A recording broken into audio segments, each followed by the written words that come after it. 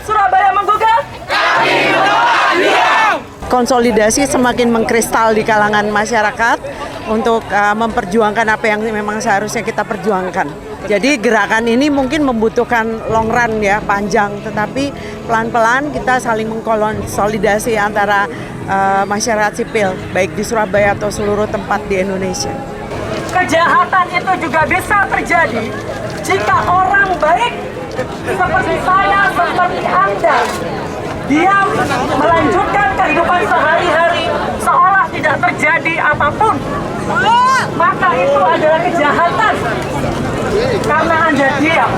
Maka sekarang kita menolak untuk diam. Kita menolak untuk diam. Kita akan sertakan dan kita akan serukan bersama. Itu sebabnya kenapa kita perlu mengedukasi selalu dan menyebarkan apa yang seharusnya kita lakukan.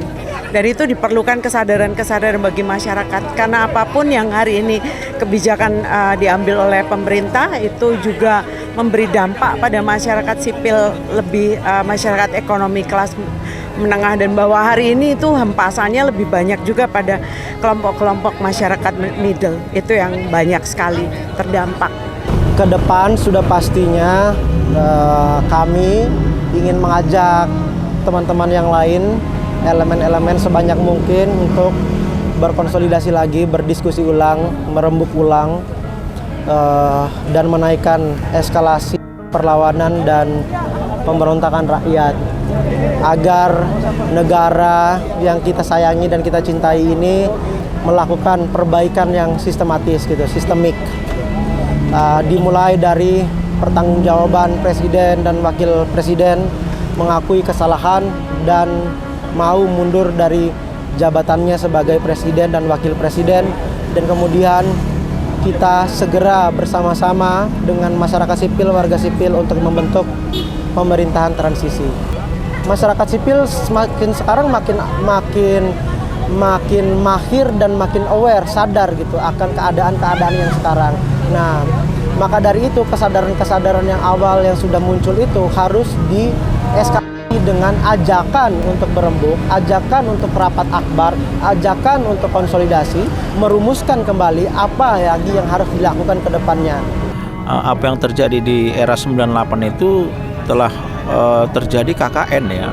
KKN penguasaan kekayaan dan sumber-sumber daya alam itu dikuasai oleh segelintir orang yang berpusat pada Soeharto di zaman 98. Sama seperti sekarang KKN merajalela, ya kan, penguasaan sumber-sumber daya alam dan kekayaan kita hanya dikuasai segelintir orang, dan itu berpusat pada penguasa sekarang ini, Prabowo begitu. Dampak dari itu semua adalah kesejahteraan rakyat itu telah menurun begitu. Terjadi kemiskinan, daya beli masyarakat yang rendah, ketimpangan sosial, pengangguran begitu. Ini sebenarnya fenomena yang terjadi, fakta-fakta yang terjadi di tahun 98 ya, ketika rejim Soeharto telah gagal mengelola negara karena itu hanya dikuasai oleh elit-elit yang ada saat itu yang berpusat pada Soeharto, yang kita sebut sebagai oligarki begitu. Nah, apa yang terjadi sekarang tidak beda kondisinya.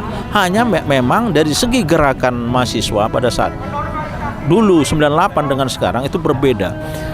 Puncak gerakan mahasiswa dan masyarakat sipil tahun 98 yang itu telah berproses panjang begitu. Bukan langsung terjadi, dan gerakan itu telah mengkristal, tidak lagi cair begitu. Jadi konsolidasi mahasiswa dan rakyat pada saat itu sudah terkristal, baik itu dari segi soliditas dan solidaritas massa maupun itu dari soliditas isu begitu. Isunya sudah sama begitu. Nah, apa yang terjadi sekarang? Saya melihat aksi demi aksi ini belum terkonsolidasi secara baik, dan gerakannya belum terkristal begitu, masih cair begitu.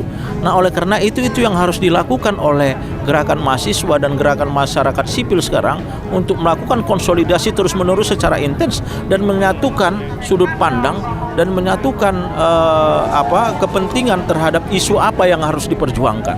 Nah, saya kira saat ini negara kita ini sudah diambang kehancuran, ya, sudah diambang kehancuran, baik itu di bidang sosial politik, di bidang penegakan hukum maupun khususnya di bidang sosial ekonomi begitu. Sehingga kalau kita lihat kan sekarang ini harga-harga naik, rupiah kembali melemah seperti tahun 98 sudah sampai 18.000 yang mengakibatkan harga BBM naik dan harga-harga sembako naik, dan itu menyengsarakan kehidupan rakyat kita. Nah, oleh karena itu kalau kita solid dalam melakukan gerakan, aksi maupun isu, saya kira rejim ini bisa tumbang ke depan. Begitu. Sebenarnya kan reformasi sudah terjadi ketika rejim Orde Baru tumbang. Buktinya telah ada perubahan konstitusi, dihapusnya dui fungsi ABRI, adanya pemilu yang demokratis misalnya. Karena adanya undang-undang pemilu yang demokratis, adanya penyelenggara yang demokratis. Hanya persoalannya sejak rejim Jokowi berkuasa khususnya periode kedua sampai saat ini sistem demokrasi itu telah dirusak, dikembalikan menjadi sistem yang otoriter begitu. Inilah yang harus kita lawan begitu. Kita harus kembalikan kerusakan-kerusakan, kehancuran-kehancuran yang telah dilakukan oleh rejim Prabowo Gibran dan rejim sebelumnya. Itulah mengapa kita turun ke jalan hari ini untuk kepentingan pemulihan dan perbaikan negara kita, republik ini ke depan begitu. Surabaya menggugat Nawa Nastapa Prabowo Gibran berhenti sekarang. Saat ini kita sedang menghadapi negara yang berada dalam ambang kesakitan dari hulu hingga ke hilir.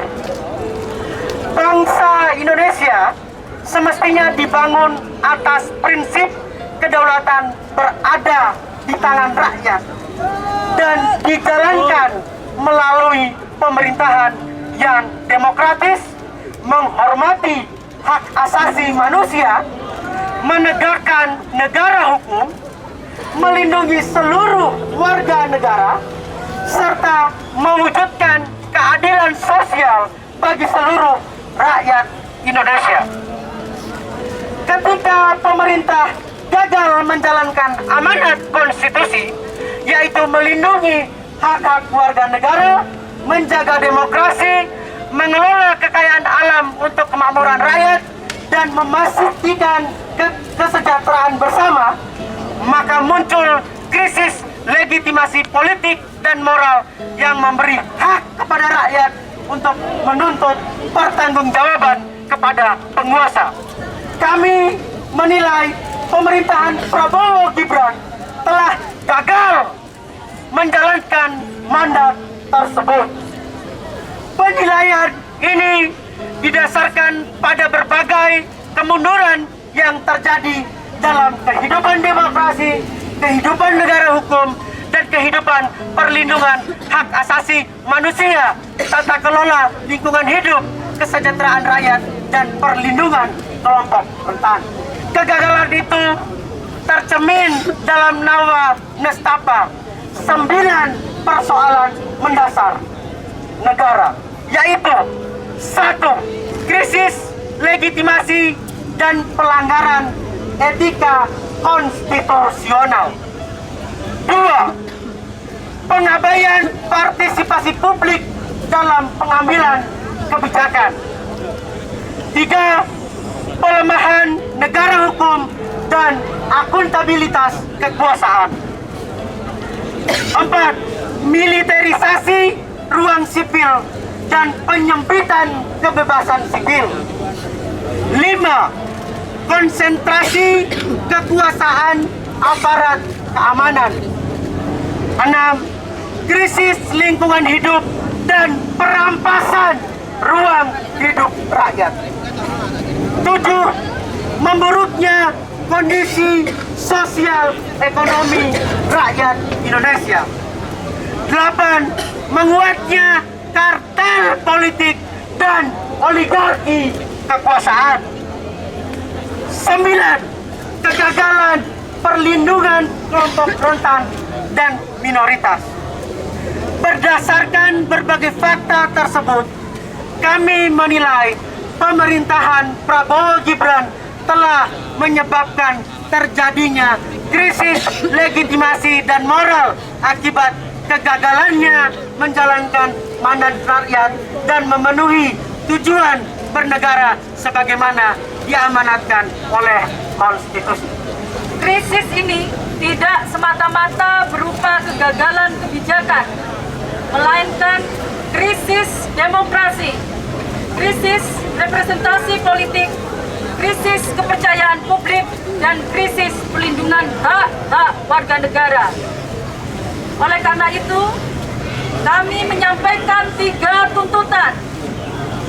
Pertama, kami menuntut Prabowo Gibran untuk mengundurkan diri dari jabatannya sebagai bentuk pertanggungjawaban politik dan konstitusional atas berbagai kegagalan pemerintahan yang telah menimbulkan kerugian bagi rakyat, melemahkan institusi demokrasi, dan mengancam masa depan Indonesia. Kedua, kami menuntut pembentukan pemerintahan transisi sesuai dengan mekanisme konstitusional sebagaimana diatur dalam pasal 8 ayat 3 Undang-Undang Dasar Negara Republik tahun 1945. Pemerintahan transisi tersebut harus menjalankan mandat pemulihan demokrasi, penghormatan hak asasi manusia, perlindungan kelompok rentan dan minoritas, pemulihan ruang hidup rakyat, serta memastikan terselenggaranya proses politik yang transparan, akuntabel, dan partisipatif. Ketiga, kami mendorong seluruh elemen masyarakat sipil dan rakyat Indonesia untuk melakukan perubahan secara fundamental terhadap sistem politik saat ini. Mengingat sistem politik saat ini menjadi sumber lahirnya pemimpin-pemimpin yang tidak kompeten dan tidak berpihak pada kepentingan rakyat, melainkan hanya berpihak pada kepentingan elit dan oligarki. Prabowo Gibran sudah jelas tidak bersama masyarakat sipil. Mereka tidak bersama kita. Maka kita hanya punya diri kita dan kawan-kawan kita yang lain untuk saling membersamai. Ya, harapannya mahasiswa untuk terus intensif melakukan konsolidasi dan melakukan gerakan secara bersama-sama untuk tetap intens turun ke jalan sampai rezim Prabowo Gibran ini jatuh. Ya, tidak cuma mahasiswa, tapi semua elemen masyarakat. Karena berpartisipasi itu bagian dari moralitas. Mengkritisi adalah bagian dari check dan balance. Dan tugas kita dari masyarakat koalisi agar menjaga agar demokrasi itu sehat.